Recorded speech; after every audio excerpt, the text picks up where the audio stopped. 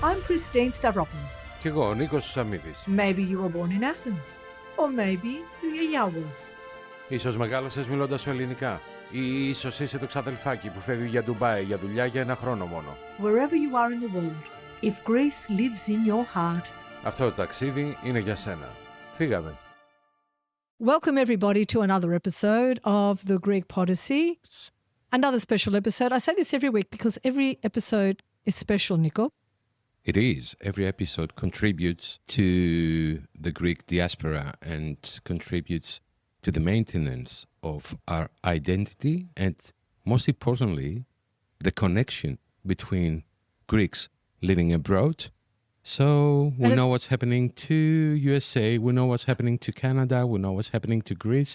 So it's like a bridge. Well, we learn a lot too, don't we? Because we're on the ball with so many people around the world. And I have to say, it's always a pleasure being here with you and sharing this podcast with you. Let's just recap. I'm an Australian-born Greek.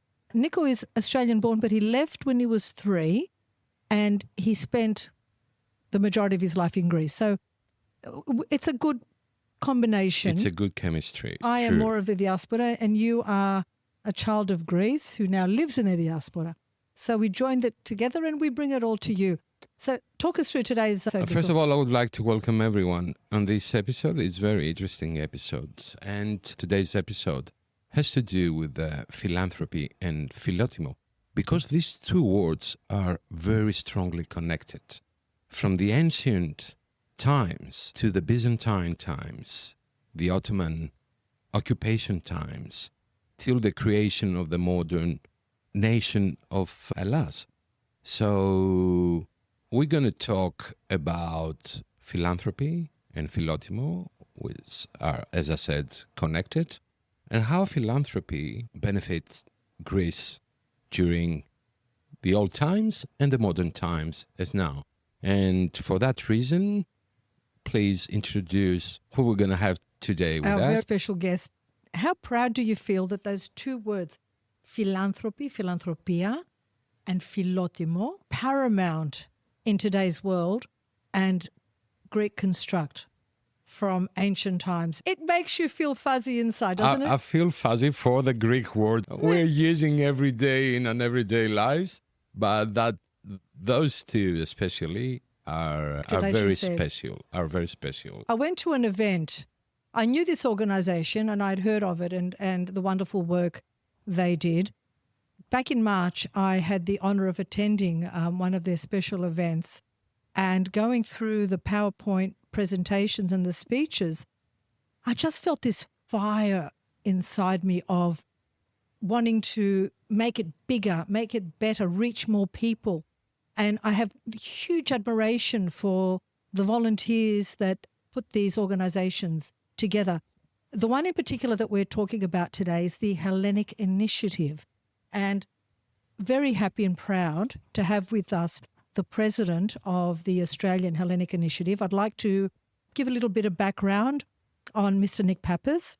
He has roots from Castellorizo, from mother and father. His mother was born here in Australia. I'll have to say off the bat, for those guests around the world, our viewers around the world, we have a football code in Australia called the NRL. And it's probably the pinnacle code of Australia.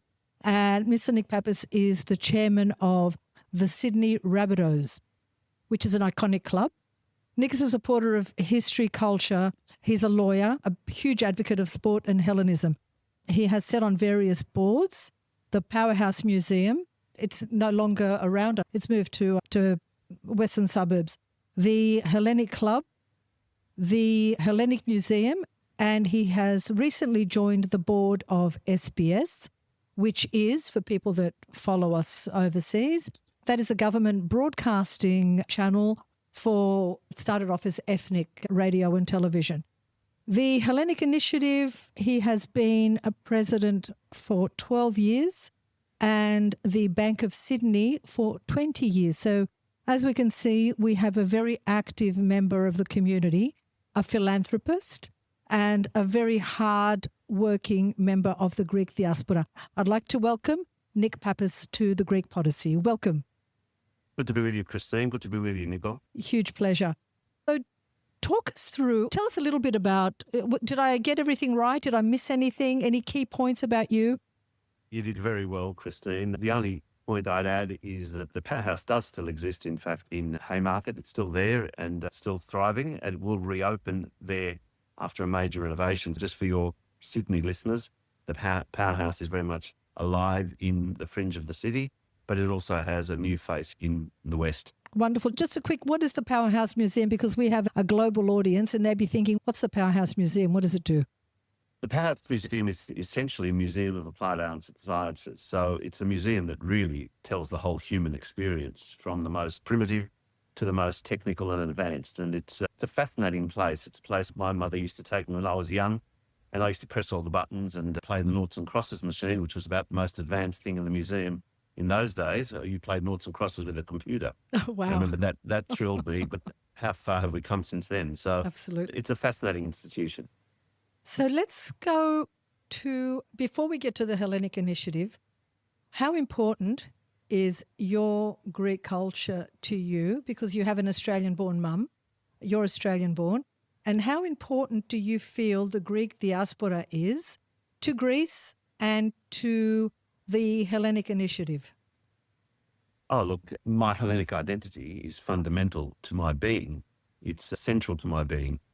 Having said that, I feel proudly Australian at the same time. And that's, I think, the dilemma that we all face as hybrids. We belong to a very old and historic people, a historic nation, and yet we've adopted a nation that's been very welcoming and has given us the opportunity to do the sorts of things that we're doing here right now. We are hybrids. We have a love for two nations, but the roots that stem back to Greece are very hard to erase. And sometimes they sit uncomfortably with us. Sometimes they need to be nurtured. But at the end of the day, you find that anyone with an ounce of Greek blood eventually comes back makes that journey back to recognizing their identity. It doesn't matter how distant they become from it. They always revisit it at some point in their lives. And I find that's an enduring quality of the Hellenic experience, that doesn't matter where we are on the planet, we never lose that sense of Hellenic identity. And that's what sparked my interest, I think, because I felt that my mother, having been born in Australia of Greek parents, of course, she felt it. It was diluted, of course. We spoke English in the home, not just Greek, which was unusual compared to my friends who were all speaking Greek in the home. But something's rekindled in me. And I always think of the words, there's that great T.H. Eliot line that we shall not cease from exploration. The end of all our exploring will be to arrive where we started and know the place for the first time. And that always resonates with me. We're all on a journey of exploration.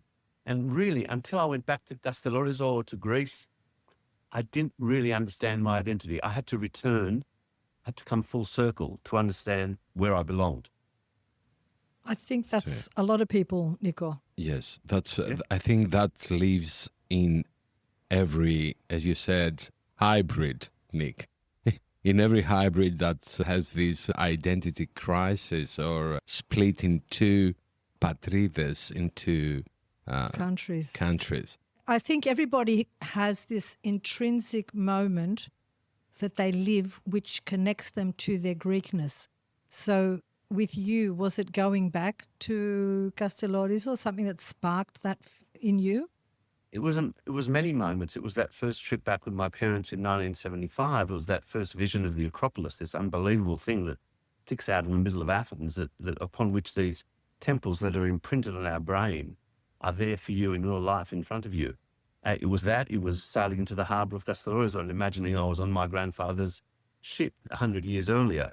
So it was all of that and more. It was visiting Ionoros. It was going and watching a concert at Pidabro. It was watching a concert at the Erodion. It was all of those things cumulatively that made me realise and understand and appreciate my Greek identity. And it made me also want to preserve it as best as I could here. Now, preserving cultural identity for me is not just going to church or going to the Greek concerts. It's something deeper. It's a self-recognition about where I've come from and a continuity that I don't want to see erased. So that's the important thing for me. It's that we have something that's been gifted to us. people study languages and culture at universities for years on end and struggle to learn another language. And here we have something gifted to us. It's such a shame to give it away. I'm glad you've pointed that out, because a lot of people, particularly of, I'll say, my generation, they'll go to a Greek concert and they think, yes, I'm Greek. And you are, but there's so much more, deeper, connected. And I think when you take that journey, I'd say Cavafy's Ithaca, when you take that journey and you reach that destination, you go and you walk through and you think, wow, look what we've discovered. Look what we as Greeks have built. Look, and it's mesmerizing. It's awe-inspiring. So I can totally relate that to you. What about you, Nico? Yes, 100%, 100%. And I want to ask to Nick. Nick, do you had that need? Do you ever feel like obliged to return something to your culture because your Greek culture gave you many things? Because I feel like that. I feel that I'm in this age, I need to give something back because everything's been offered to me, as Nick said. Everything's been offered, and I was lucky enough to have this background. It's funny you mentioned that, Nicole, because at the very first meeting of the Hellenic Initiative that occurred in Athens in 2012, there were Greek businessmen and prominent figures from across the world who'd come to Athens to unite and do something to help Greece in its hour, and the Greek people in their hour of great peril and great suffering. And it reminded me, they were like, we compared them to representatives of ancient city-states all coming together for a meeting as the Persians were lining up outside of Athens. And that was the analogy that someone made, and it struck a chord with me because, of course, the enemy wasn't the Persians this time. The enemy was the West itself, which was imposing all these very austere measures upon Greece that were leading to great suffering, with no fault on the part of the Greek people themselves. So I remember the person who addressed us that day, and we couldn't have had anyone better, was Bill Clinton himself, at a special meeting that was convened when we launched the Hellenic Initiative. And he said to us, almost his exact words were, Greece has given so much to the world, isn't it time we gave something back?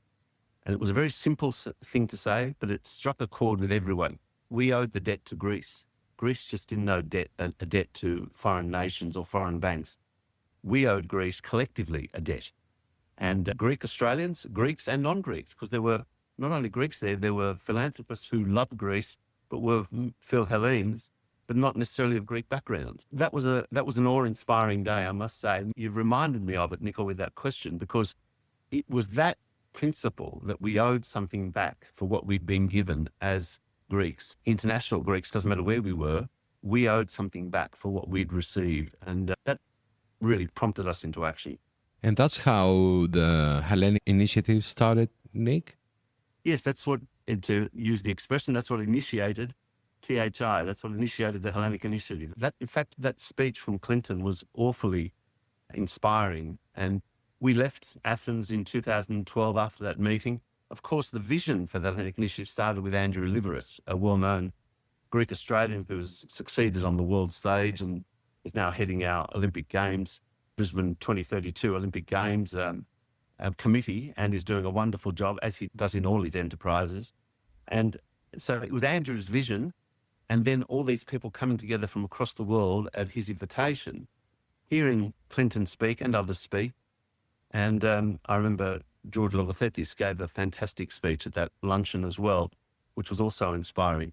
And so that was the trigger to establish T.H.I. in Australia. T.H.I. had already commenced in America. It was just starting in Canada. And now it was our turn in the Antipodes to do our own bit, as was the UK at the time. Now, of course, we're a much larger sort of international not-for-profit movement that embraces a number of countries and is growing every month with new countries joining the flock. And what we wanted to do was not only help Greece, helping Greece is one important part of it, and probably the critical part, but an ancillary benefit. And this is probably the bit that I've found the most moving, if you like, is that we have united as Greeks across Australia for the Hellenic Initiative. We have a lot of community groups, we have a lot of state-based groups, but we don't really have truly national groups. And T.H.I is truly national. Our board and our supporters are from across the country. And we've risen above community parochialism, if you like, which is not necessarily a bad thing. But in this case, we needed unity. We didn't want church versus secular or bodies. We didn't want this island versus that island. We didn't want that brotherhood against that brotherhood. We wanted everyone to be united. And so we wanted to perhaps lift ourselves up above the community politics and do something united. And the great benefit is we now have people that deal with each other across the country as friends, as business colleagues who've come out of the T.H.I family, which if it weren't for T.H.I, they wouldn't know each other today. So that's been an ancillary benefit, and that extends internationally. It doesn't just extend to Australia. We have a huge T.H.I family across the world now, and we are all very close. And that's something that, for example, the Jews have done very well for a long time, is embrace each other from across the world and come and unite when they need to unite. It's about time we did it too, and we're just starting to do it now. Isn't that what's made them so powerful as That's a right. group, the unity? And with the T.H.I, it is refreshing and enlightening to see an organisation like that, because as we know, in most organisations, they're fraught with politics, division. And hearing you say that you connect and unite as a family, not only here in Australia, but abroad, is truly inspirational. And only through that vision can you achieve the results that you've been achieving, which we'll go into talking about the actual Hellenic Initiative. I Yes. want to say that I was lucky enough to be part of one of the events that the Hellenic Initiative of Australia organized a few months ago, and I was surprised from the drive and the passion everyone had from the top to the bottom to offer, to give, to have something successful that will make a big bam outside in the Greek communities in the world. And Nick, thank you. And I'm always on your disposal whenever you need me. Please, more than happy. You played a big role. You didn't play a small role. I think you said you played a small role. You didn't play a small role. You played a big role that night, and you really helped us engage our audience on the night. So thank you for that as well. It's my pleasure. We'll just mention that Nico was the musical director of the evening and put on an amazing performance that entertained everybody. Mr. Nick Pappas is right that this Nico, you did play a big role in the Whatever success of the is evening. Nick involved, it's a successful thing. It's a name. It's the name of Nico. Now it's time to go to Luca's segment from Helco Consulting. Please note, the content of this podcast is for general informational purposes only. It does not constitute legal, financial, or professional advice. The views expressed by the hosts and guests are their own and should not be relied upon for making decisions. Always consult a qualified professional for advice tailored to your situation. Hi everyone, welcome back to another episode of the Greek Podyssey, where we'll be unpacking all things business in Greece. So last week we spoke about real estate, its benefits and its pitfalls and certain risks surrounding it, especially as an Australian where we always want to cross all our T's and dot all our I's. But we'll be going a little bit further into certain sections like how do we qualify a property? What are the certain things that I need to look out for? And how can a service like ours at Helco Consulting, where we're actually doing the search on the ground, be of benefit to an Australian or someone that doesn't live in Greece? So the first and foremost important thing is obviously having an idea of what you like. I mean, obviously the search changes as you go along, but having an idea, do I want an apartment? Do I want a freestanding house? Do I want something on an island? Do I want something in a city? Do I want something that's going to be a base I come and go from? Or is this purely an investment where I do something like an Airbnb or a short-term holiday rental? All of these are really important factors to look at because especially in a city like Athens and Thessaloniki, over the last 10 years where Airbnb has popped up, a lot of apartments have been renovated to the style of an Airbnb, which means that to live in it, it would feel like you're living in a hotel. And they're not really the apartments to go for if you want to have that as a base.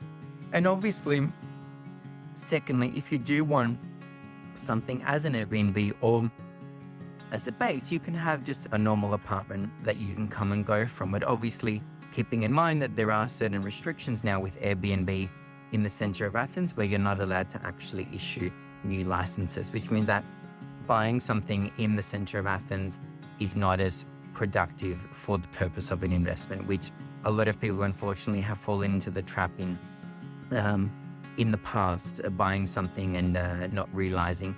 But the other thing of a service like ours on the ground is that we look for clients actively. So we will bring apartments every week. We go to the listings, we go to the viewings, we have the right questions to ask.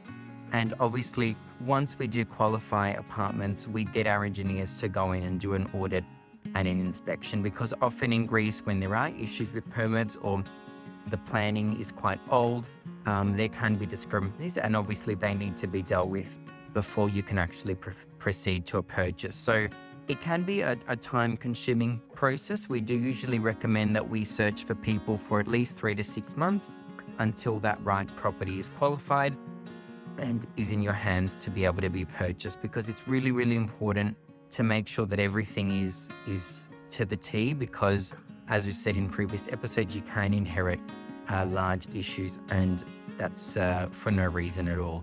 And obviously from a time point of view, it's really hard to be coming and going from Australia to be looking at properties. Whereas if you've got a team on the ground, you can come for the last few inspections, you see the property that you want. We've done all the groundwork, we've done all the due diligence, the engineering, and you just get a ready property to look at, and we proceed to the purchase. What's the procedure for someone to apply for assistance from the Hellenic Initiative? Do you source them and identify them, or do they approach you? And what's the criteria? Yeah, what we realised very early on, Christine, is that if we were going to do this and we were going to do it well, one, we had to have the community's trust. A lot of people have ventured into philanthropy in Greece, or even entered into business ventures in Greece, and been quite disappointed. So we were very conscious that we needed people's trust. We needed to show a reputable pathway to philanthropy in Greece. So how did we do that? First thing we did is we needed to make it attractive from a tax point of view. So we were very fortunate in that we had the Australian Tax Office's approval to make donations for monies that were going to be spent in Greece tax deductible here in Australia. That is quite special. That's and significant. doesn't happen very often. So every donation is tax deductible. That's the first thing, even though the money is spent in Greece. The second thing we did is we were very clear early on that even though we've got great people on the ground who work for T.H.I. in Greece, we needed to partner with the best local charities. We needed to find which were the best charities. We needed to make sure they covered the field where the need existed. And we needed to make sure that we had accountability from those charities and were able to monitor them as they dealt with the funds that we were providing to them. So we went through a very exhaustive process of interviewing and deciding upon a group of charities. We started with 3, and then we're now up to 13 charities that are really charities of the highest order, as good as anything we have here in Sydney in terms of public accountability, in terms of spending their money wisely, in terms of not spending their money on their own costs.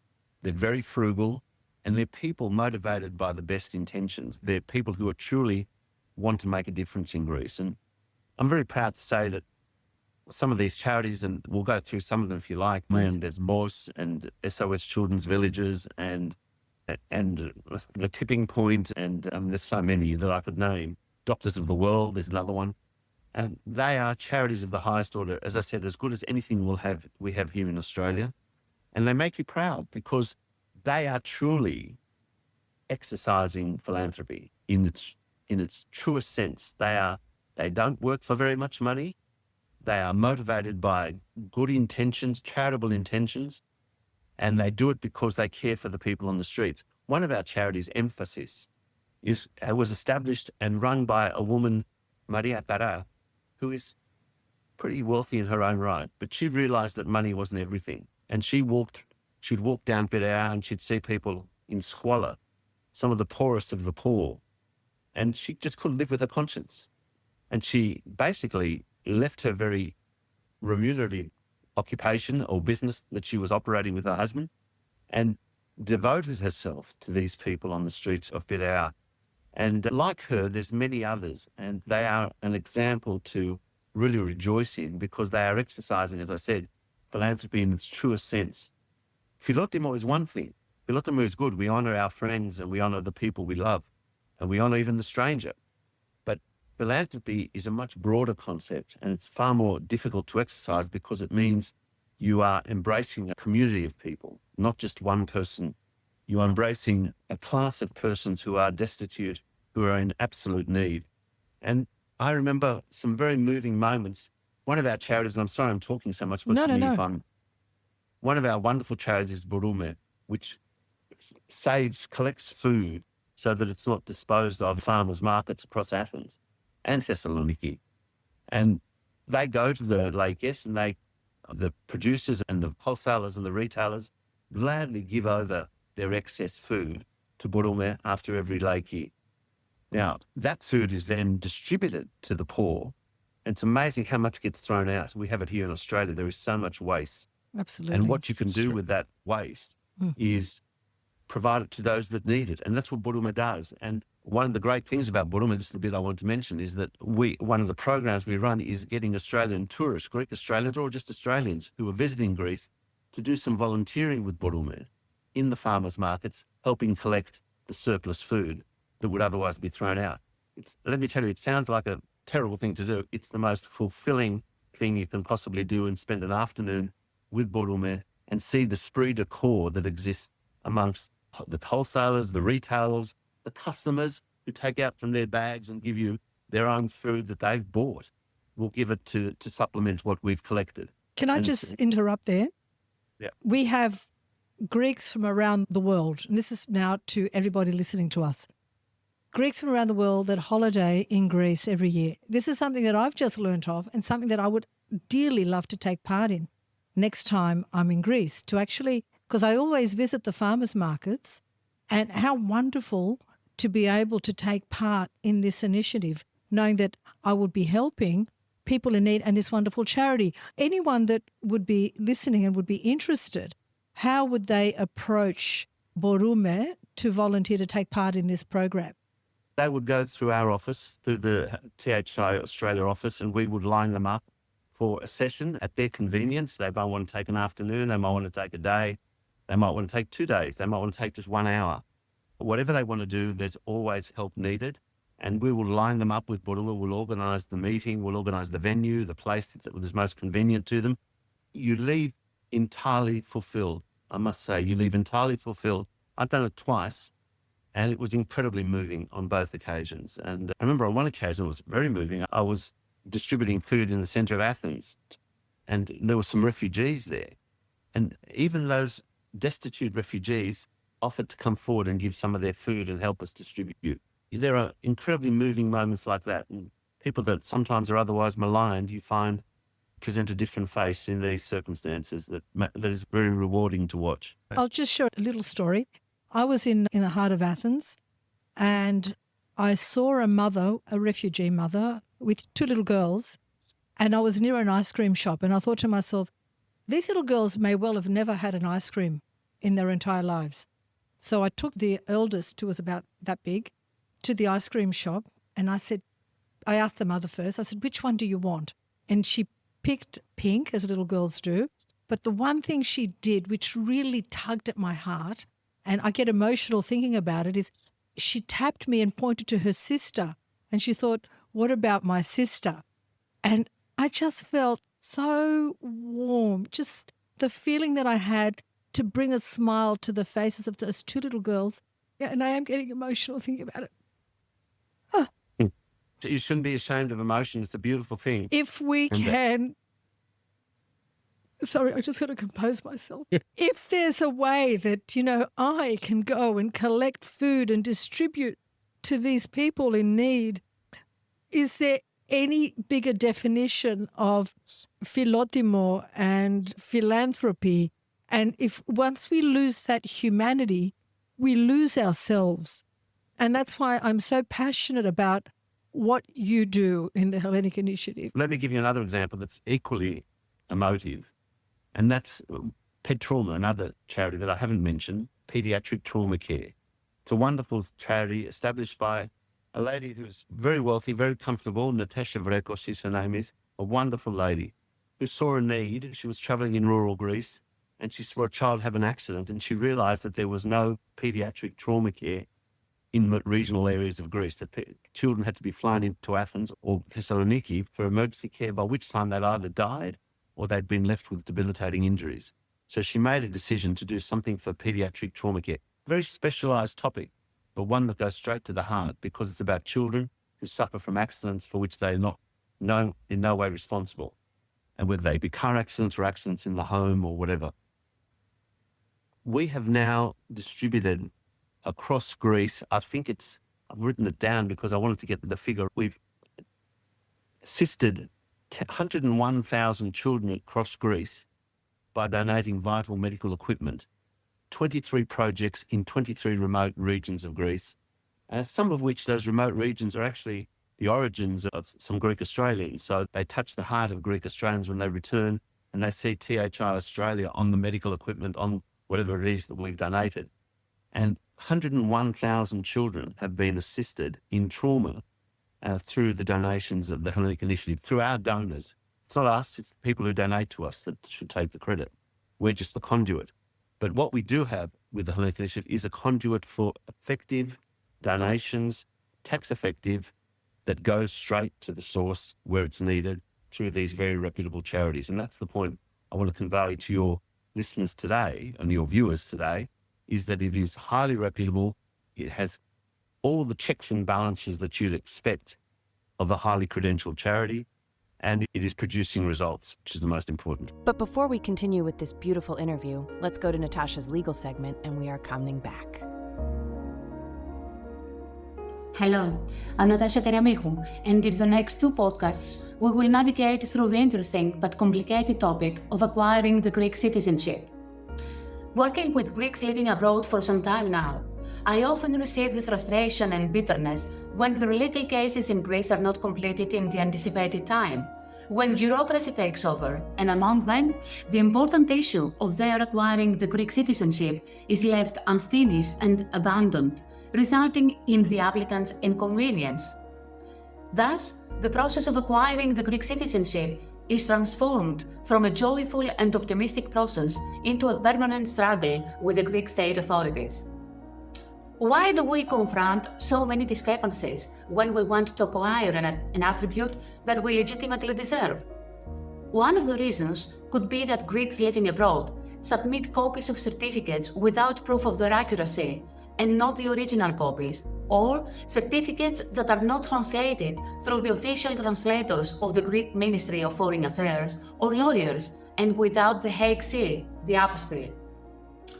Let's start, however, explaining what the difference between the terms nationality, ethnikότητα ή ηθαγένεια, and citizenship, υπηκότητα, is, if any. According to the Greek Association for Human Rights, citizenship and nationality are the same.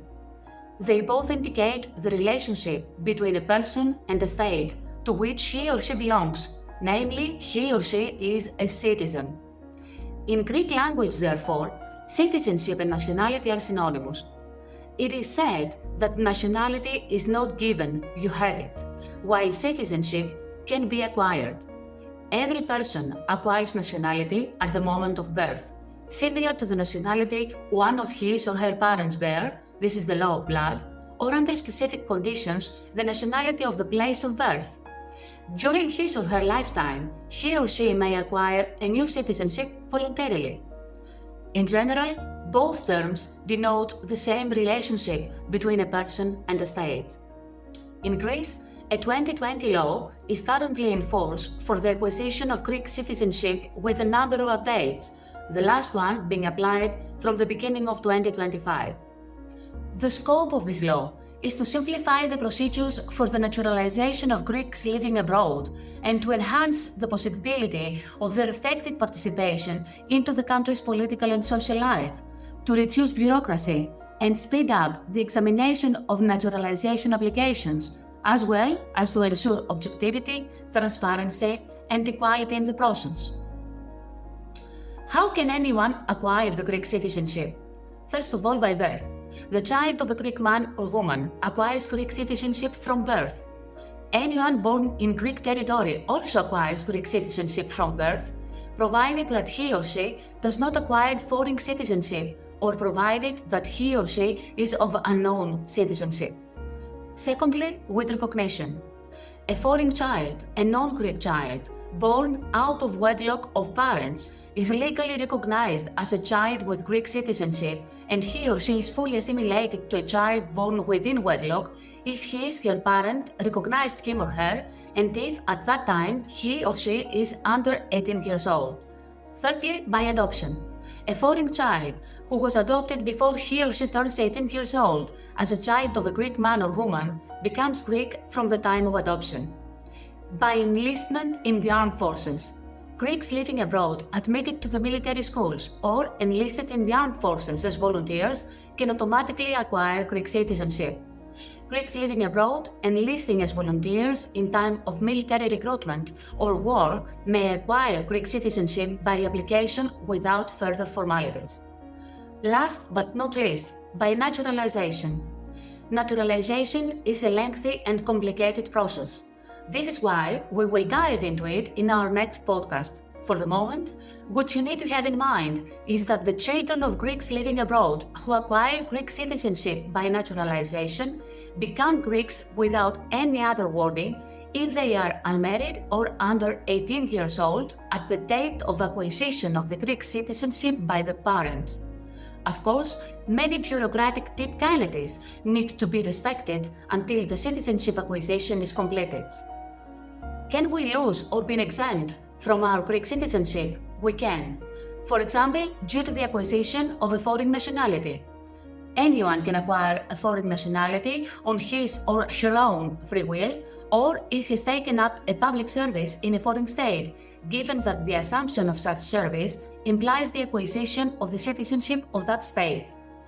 For reasons of disqualification, any person who during his or her residence in a foreign country has acted in the interest of this foreign country, performing acts incompatible with his or her Greek status and contrary to the interests of Greece, can lose the Greek citizenship. Due to a declaration of renunciation, it is permissible to renounce the Greek citizenship when a person is an adult and declares that he or she has ceased to have a genuine link with a country and resides abroad. Other cases of exemption do exist as well. In our next podcast, we will focus on the process of naturalization and respective requirements. A lot of people have become jaded with a lot of charities where a lot of the money goes into admin and what have you, but yours goes direct to the source and tangible results for your efforts. And very few charities can claim that result. Thank you. Let me say that we have, until very recently, we had one staff member, one paid staff member. That's all. The board is purely honorary. And now we've just taken on a second because the workload is just enormous. Instead, Hitsa, our wonderful chief executive, is run off the ground. She really is. And she donates from her own pocket as well. She's incredibly generous herself. And I think you both know her. We know her well. She's wonderful. You know the sort of person that we're fortunate to have in charge. Now, and one thing I didn't mention at the outset, which I don't want any misunderstandings, is that this week I stood down as chair and handed over the reins to George Kalis, who's our new chairman, and he's going to do a marvellous job. He's been on the board for basically since our inception, and the time had come for me to stay on the board, but look at succession and look who next was in line. And we have a new executive team that are stepping into the office bearer positions, and they're a great group. The future of the Hellenic Initiative in Australia, as it is across the world, is looking very strong. But just want to make sure that your viewers understood that. On that, I'd like to congratulate you because it is very important. There are some organisations that cling and they never want change. It's admirable in an organisation where someone says, I'm going to pass the baton on to someone else. They have different networks, they have different visions, and then you all work together as a team supporting the new person rather than being the one that wants to cling to that position and never let it go. I think that's admirable and rare. Thank you. I think it's healthy to rotate the positions. If it wasn't our formative period, I probably would have retired earlier, but we had a lot of growing to do during that period. We needed a steady hand. a consistent hand on the timoni, to use the Greek nautical expression. I want to ask something. I know, okay, of course, the need to feed the people or to put a roof over their head and to try to eliminate poverty in a way, if I can say so, it's very important. There is the other part that I think Greece is in need, and that part is, I'll talk as an artist now, Nick, it's the cultural part, the cultural poverty. There are sectors in Greece that maintain culture, and they are in need. For example, the organ festival of Anosiros. I know that the Hellenic Initiative has allocated some funds for this reason. Do you have any actions taken for this kind of help? Thank you for raising this. And the cultural limb is a new area where now that we're broadening our palette, if you like, to include not just crisis relief, because Greece is slowly, not completely by any stretch of the imagination, but is slowly emerging from the crisis. It's going to take a long time for the full benefits to trickle down through the economy to those that are still suffering. And there are a lot of people suffering, a lot of people. But we're broadening our palette, if you like, to include culture and the arts, because we saw that there were a number of people within the cultural sector who would otherwise wouldn't have noticed, but who have really done it hard. And they're putting on performances, whether they be recitals or theatrical performances, at a loss, and doing it out of love. And people in the arts, as you would know, Nicole, generally do it out of love. They're not, the majority are not doing it for money. And they're almost destitute. So we identified one particular cultural initiative that we supported last year, our first one, but we're looking for more next year. They have to be based in Greece. They have to have necessitous circumstances. They have to be imperiled in what they do and unable to do it on their own resources. We will look at it critically. Obviously, we don't want to be inundated with every person who has a concert to perform or a guitar to play on some street corner. Yeah. Because we've got to be very frugal with our money and very careful with our money. But if there are cultural initiatives of a significant scale that are imperiled because of the financial circumstances they find themselves in, we'd like to hear from them. I would I would love to assist in that, as my connections on that sector. The arts are the bedrock of our culture as well, aren't they? It's a very important culture aspect of our identity. Without the arts and theatre and what have you. And I agree with what you said, Nick. It's not about, oh, I'm a promoter that wants to have a concert and I need help. It's nothing to do with that. Yeah. It's got to have cultural significance. We talk about, for example, like the Festival of Anosiros, which is, I don't know if you're aware of that. It's one of, very well. But you know, it's the only organ festival, and this year, next year is the 10th years of the festival. Everyone's doing an amazing job there, and sometimes it's difficult for them to secure the funds for the next years. So that's an example. That's an example, but it's a good example. It's a good example because, I mean, we're very conscious that the Υπουργείο Πολιτισμού has cut its funding to a number of cultural initiatives across the country. That's true. And when we analyse whether a particular cultural organisation fits our criteria, one of the things we look at is how much their government appropriation has been reduced during the crisis and compare it to what it was before the crisis, if they existed before the crisis. So that's very important. The Anosiros Festival is I could give you 10 things like Anosiros that we would look at. We can't do everything. 100%. Another thing I want to mention just outside, and something you've reminded me of, Nicola, so thank you for that, is beyond the cultural. The other thing the Hellenic Initiative does is we bring interns to Australia for 6-month internships with major corporations, banks, architectural firms, engineering firms, accountants, lawyers, to work for 6 months on the condition that they return at the end of the 6 months, fully paid for those 6 months by the entity. We've done that very successfully, and we're restarting it again in 2026. We're going out to seek applicants in Greece who want to come to Australia, not because we want them to come here and contribute to the brain drain. That's the last thing we want. We want them to come here on the condition that they return after 6 months, but their CVs will be fortified and embellished by the work experience they have in Australia. And what we found is that all the ones we brought in our first decade all went back and got jobs immediately. And that was something very heartwarming, because coming out of university with no work experience, it was very hard for them. They ended up working as taxi drivers or menial jobs in cafes. Yes. And after 6 months in Australia, they could return and get a job with a bank or with an beautiful. engineering firm. That's beautiful. That's See, very I've learned nice. so much from that. I thought I knew I a lot didn't know about the that. Hellenic Initiative. I've just learned so much more. Nick, just I think getting to closing, in your view, what makes the bond between Greece and the diaspora so enduring and powerful? It's a great question. I think there is something particular about the Greeks, I must say. There are diaspora communities that are bigger than ours, the Lebanese, the Irish, the Jewish, perhaps not in numbers, but definitely in potency. What makes, I think we stand apart a little bit. The fact that we have this tendency to seek out any Greek name, and when we see credits in a movie, we see a Greek name and we get excited. That's true. That's very true.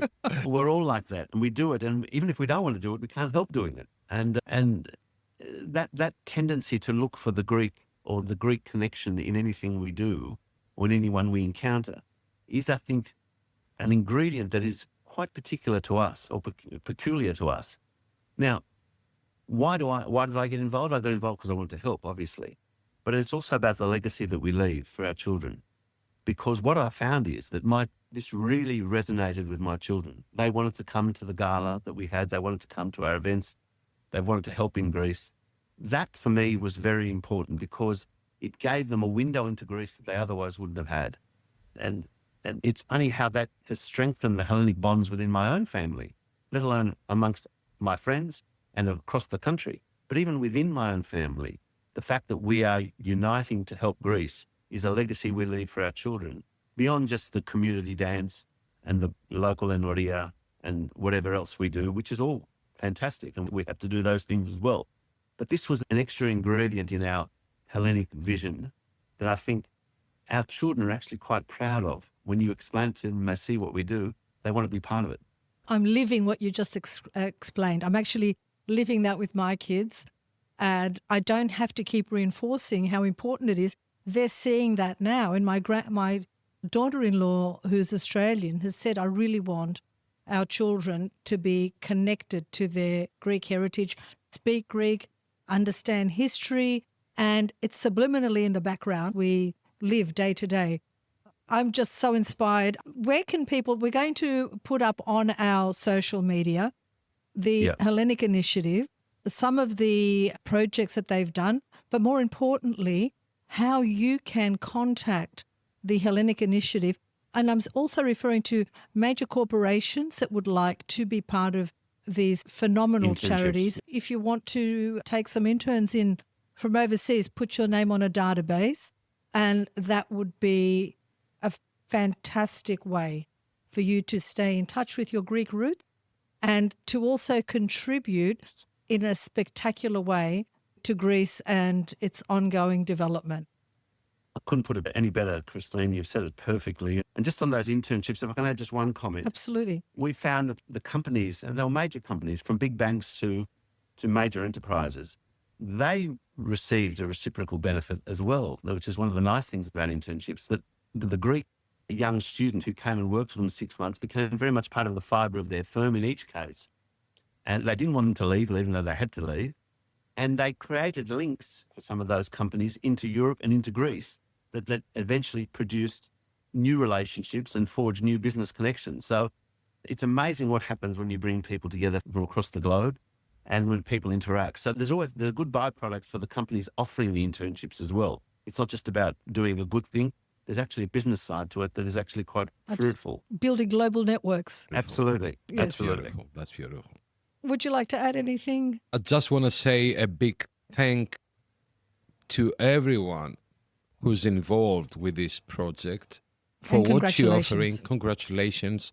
And I think we are very blessed to have you in our lives, and we as Greek Australians, and of course the Greeks. And the Greek Podyssey. One final word. I'm sorry. No, keep going. Yeah. We are having, on the 25th of November at Parliament House, for those that are able to attend, we are having what is a landmark event which is the Women of the Greek Diaspora Forum that you might have heard about in dispatches. Yes. Together with the Greek Embassy, we are bringing together some of the leading women in the Hellenic diaspora to address and to speak and to engage with an audience about issues within the Hellenic diaspora today, including the work of T.H.I, but beyond that, into the challenges that exist within the female context, which I think need to be explored within the Greek context as well. That is happening on the 25th of November. There's tickets available. It's going to be quite a unique event in Parliament House. And we're working very closely with the Greek Embassy. So it's us working effectively with the Greek government to put this on. And it's going to be quite a special event. That if people who are interested should email the Hellenic Initiative, and I hope the address will come up on the screen. And they should look at our website where there's more information about this event and other events and all the initiatives that are involved in. I'm looking forward to that event. Looking forward to it. And congratulations on being so holistic in embracing all spectrums of the community, women included. Yep. Mr. Nick Pappas, thank you so much. A heartfelt thank you to you and a huge congratulations to the Hellenic Initiative. We're going to be working with you more. We would like to speak to some of your charities and ask them directly how they can get involved. And we're honoured to be a part of that. Our platform is always open for the Hellenic Initiative. Please keep that in mind. And it's a pleasure having you in our show. You did say you're stepping down. Thank you for all the years of dedicated work that you've contributed to the Hellenic Initiative as president. Thank you both, and my best wishes for even greater success for the Greek Podyssey. Thank you. Thank so you. Thank Bye-bye. you. Bye-bye. Bye. That was a very beautiful interview. And I really like the Mr. Nick Pappas. He's a Excellent gentleman. philanthropist. He's very well behaved, very well spoken. He knows his stuff. Yes. For people in other parts of the world, Mr. Nick Pappas is hugely regarded and respected within Australia for his contributions to philanthropy, the arts, sport, in all areas. And we were very honoured to have him as a guest on the Greek Podyssey. I did get emotional because most people don't realise that I am a softie on the inside. Now, you're a sweet girl. You're a sweet girl. When I see people suffering, it really does Stop. get to You're me. ready to start crying. I'm not Come gonna on, cry. come on. No, I'm not. No, we're going to hit the 1 million views with this episode. I think so. So just to closing thoughts, philanthropy has always been a mirror of Greek identity. From ancient to the global diaspora of today, you can't disconnect philanthropism from Greekness. No. It's the idea that being Greek means not only loving your heritage, but uplifting your fellow human. That's Greekness. Do you think that's what's kept us, we're so enduring through the test of time? Do you think that is what has made Greeks, Hellenes, so resilient throughout history? The fact that we don't want to see our fellow man fall. There's always someone that says, no, we need to preserve that. We need to save that. We need to assist in that. We need to educate. We need to contribute. And all those essences of philanthropy and Philotimo have continued through the millennia to where we are today, even through financial crisis, which is out of the ashes came the Hellenic Initiative to the rescue. I think it's a major component, Christine. It's a major component. And as I said, you can't disconnect that from us. And I'm very happy that organizations like T.H.I Initiative and many others doing some philanthropy, they're doing amazing job. And Yes. I'm really happy that exists. And this spirit still lives. In us, please, major corporations, if you've got, there's lots of millionaires, billionaires out there that I need to give. Give to the Hellenic Initiative because, as you heard, all the money goes to the cause. It ticks all the boxes. And I want to mention Yes. transparency. Transparent. That's number one. Yes. The Hellenic Initiative, you can't fault them. Transparency. Everything goes under 10 times inspections and everything. Credible references. And I think in future podcasts, we should speak to a couple of these organizations that the Hellenic Initiative have helped. Borume, for me, is something everybody can take part in. Yes. You're holidaying, You can go to the growers' markets and you can collect food, distribute food. What a way to give during your holiday and think, I came and I left a little part of myself by helping someone. Correct. No better feeling. Correct. Thank you, everyone, Thank for you. listening or watching another episode with us. I hope you enjoy it and makes you feel better after listening this episode. Yes. Christine, you look gorgeous. Please visit our YouTube channel to see Christine in Cry. this Pink. Oh, purple shirt crying. That will be First. Anyway, thank you so much. Follow us on YouTube, subscribe, all our platforms, we're everywhere. And we look forward to seeing you again and speaking to you. Thank you. Thank you very much. Bye Bye. bye. I'm Christine Stavropoulos, Κι εγώ ο Νίκος Σαμίδης. Και αυτό είναι το Greek Podyssey, το podcast της Ομογένειας. a podcast for Hellenes worldwide, sharing stories, culture, identity, laughs, and a little bit of tsugrisma along the way. Γιατί μπορεί να φύγαμε από την Ελλάδα, αλλά η Ελλάδα δεν έφυγε ποτέ από μας.